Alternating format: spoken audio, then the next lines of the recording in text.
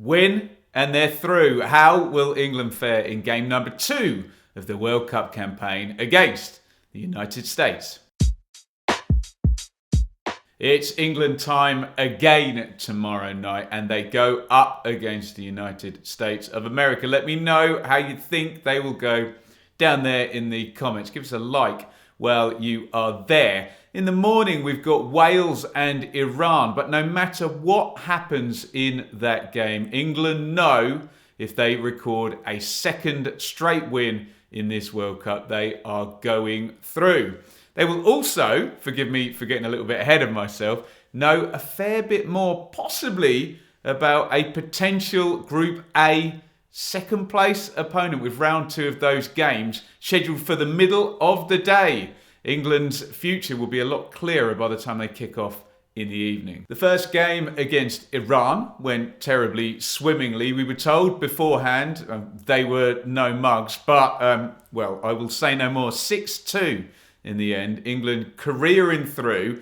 Those who do want to look maybe at the glass half empty, let's be honest, it's not half empty, it's mostly full, but those who want to focus on the empty bit of the glass will talk about the 2 goals conceded in that particular game. But I think anybody who watched it knew that after it went 4-0, things did get a little bit loose. It kind of went into international friendly mode, so to speak. But look, I take the point. Would you rather concede 0 goals or 2 goals? Yeah, you'd rather concede 0. But scoring 6 is absolutely lovely. And we had a little bit of a panic, didn't we, earlier in the week in terms of goals scoring. Lots of rumours and stuff coming out about Harry Kane. Remember, he went into that tackle. I think it might even have been in the first half, possibly, or early in the second half. I don't quite remember, but his sort of ankle got left underneath him with the player. A little bit of a worry. Talks about a scan, and then, okay, the rumours started about, he's going to be out for 3 to 6 weeks. That,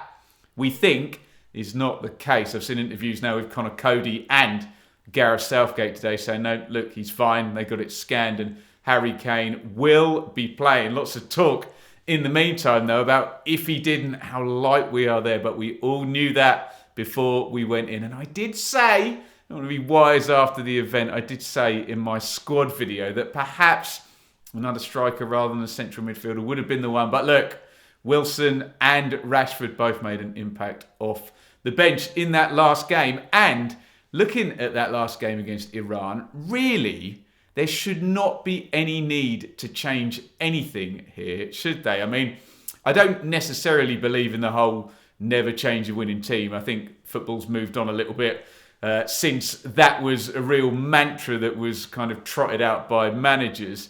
We do look a lot at opponents now, but in this instance, I really wouldn't change anything. And that 4-2-3-1 or 4-3-3 shape, whatever you want to call it, I think that's what Southgate will go with. And if he doesn't have to switch anybody out, I don't really think he will. I think any changes with the 5 subs rule will be made early on into that second half if things are going well. And things went well as 3 players I wanted to pick out from the first game. Obviously, Jude Bellingham was absolutely fantastic. And we all knew how good Bellingham was, but there was this sense in the Euros that it was very much Rice and Phillips. And Phillips, obviously, with his injury since he's moved to Man City. This was Bellingham's chance to take. And he's really now, and I'm a big Calvin Phillips fan, having covered Leeds in the Championship for the longest time before their promotion. I'm now very comfortable that Bellingham, well, maybe, not going to use the word better, but certainly he can offer something different than Phillips. And let's be fair, Phillips offers something different than the rest of the central midfield in terms of ball retention that may be needed later in the tournament. So Bellingham, wanted to mention, absolutely fantastic. Saka as well. England fans obsess, international fans obsess with people who are not selected. The first thing that will happen, whatever any international team gets picked, is people talk about players who aren't there, which I find a little bit ridiculous because it's an unfalsifiable argument, isn't it? If the player doesn't play, then the reality we live in doesn't acknowledge that, you know, that argument can be disproved, if you know what I mean. Saka played, Foden didn't. We'll never know how Foden would have done, and thankfully Saka did really, really well. So Really pleased. And look, I think Foden's amazing. He's a great player, and I'm sure we will be seeing him at some point. And great to have someone like Foden ready to go and maybe nice and fresh as well. Also, I think it's worth mentioning Harry Maguire, who was really decent, wasn't he, in the first game? And he is the lightning rod in terms of England fans. Is it fair to call them fans, the ones that just want to have a go at everything? I think all I would say as regards Maguire, just judge him on performances. If he does something terrible, I'll join you in the criticism if it's necessary. Let's not go over the top. And he played well. He used the ball well. Yes, it was Iran, blah, blah, blah. And now, with what we think has been a bit of a change in refereeing from set plays, he and John Stones could be a massive threat. So real positive. Don't change the shape, Gareth. And very happy with Maguire, Bellingham and Saka. If we don't get any changes, that obviously means Kyle Walker, Calvin Phillips, who we'd already mentioned, James Maddison, the ones that had come and weren't maybe 100% fit, a little bit more time. They just need to be ready when we need them.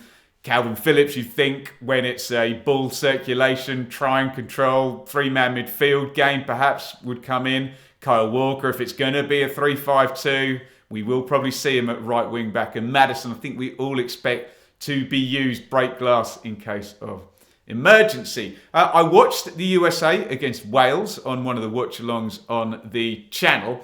1-1 draw in the end, and I think it was sort of universally acknowledged. Impressive first half, and they just dropped off a bit in the second half. Maybe I'm oversimplifying it, but massively frantic press from central midfield, trying to get the fullbacks forward. When Wales were trying to play out 2 rows of 3 in the 4-3-3, pushing on, and Musa, Adams and McKennie really in central midfield. I think their entire instructions were run, run, press, run, run. And obviously we've seen Adams do that for Leeds. As I say, ran out of steam in the second half. And with the way the scheduling's gone, with the fact they've got England second and Wales have got Iran, and then the picture changes in round 3 of this group, I wonder, and I'm sure the USA fans don't want this to be the case, whether that second half will define their tournament in the worst way against Wales. In terms of the threat from the USA, it is obvious, but they do only seem to have one speed. Some people would say the same about England under Gareth Southgate, and the 2 speeds there are opposite. So that might actually work fairly well in terms of England, who I think would rather face an opponent, and believe me, the 2 centre-backs, Zimmerman and Ream, were open and high up, and I'm sure Harry Kane will be licking his lips at possibly getting in amongst those gaps and having those runners coming off him.